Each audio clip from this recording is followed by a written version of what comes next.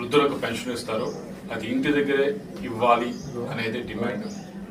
అది ఎన్నికల కమిషన్ వారు సిఎస్ జవహర్ రెడ్డి గారితో అలాగే సబ్ సిఇఓ మురళీధర్ రెడ్డి గారితో చేయించాల్సిన అవసరం ఎంతైనా ఉంది.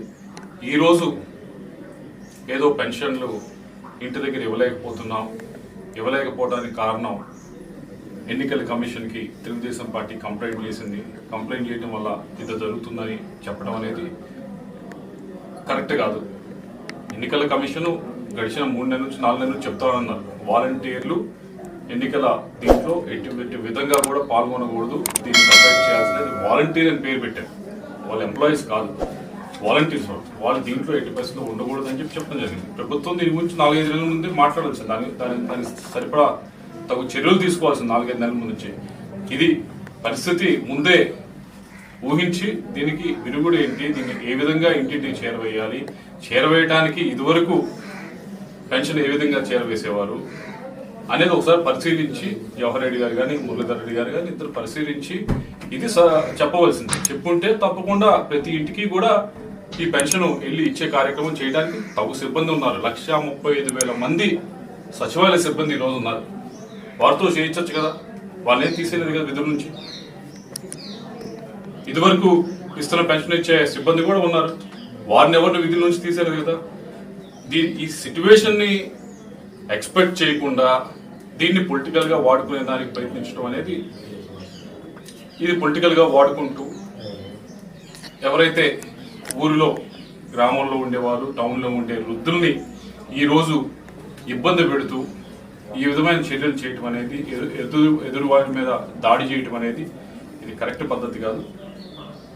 ఒకసారి అధికారంలో ఉన్నప్పుడు అన్ని సిచ్యువేషన్స్ ఎక్స్పెక్ట్ చేయాలా. ఎలక్షన్స్ వస్తున్నాయంటే ఎలక్షన్స్ ఏమి అనుకోకుండా రావు కదా, తెలుసు ఏప్రిల్ మేలో వస్తాయని. 2024 ఏప్రిల్ మేలో వస్తాయి, మళ్ళీ 2029 ఏప్రిల్ మేలో వస్తాయి.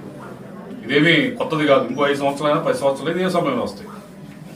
దానికి సంబంధించి మనం తీసుకోవాల్సిన చర్యలు తీసుకోవాలి. మనం ప్రభుత్వ పరంగా ఏమన్నా డిస్టర్బెన్స్ రాకుండా ముందే కంటింజెన్సీ ప్లాన్ అనేది పెట్టుకొని ఉండాలి.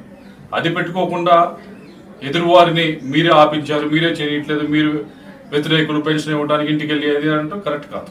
1,35,000 మంది గ్రామ సచివాలయ సిబ్బంది ఉన్నారు. వారికి ఎందుకు మీరు వాళ్ళకి ఆదేశాలు ఇవ్వట్లేదు? జవహర్ రెడ్డి గారు కానీ మురళీధర్ రెడ్డి కానీ ఎందుకు ఇవ్వట్లేదు వాళ్ళకి ఆదేశాలు? కావాలని ఇవ్వకుండా పెన్షన్ ఆపి తెలుగుదేశం పార్టీ మీద ఈరోజు నిందలేసేదానికి వారందరూ ఖాళీగా ఉన్నారు. గ్రామ సచివాలయ సిబ్బంది ఒక్కరోజు వాళ్ళేమో మనం ఒక్క రోజు ఒక పూట వాడాలి మనం అంతే. వాడటానికి ఇప్పుడు వరదలు వచ్చినప్పుడు మనం వాటిలో మిగతా వాళ్ళందరం తీసుకెళ్ళి, సైక్లోన్స్ వచ్చినప్పుడు వాటిలో మనం మిగతా వాళ్ళందరం తీసుకెళ్ళి వాడుతున్నాం కదా. అది చేసినప్పుడు ఈరోజు ఇది చేయడానికి ఏముంది?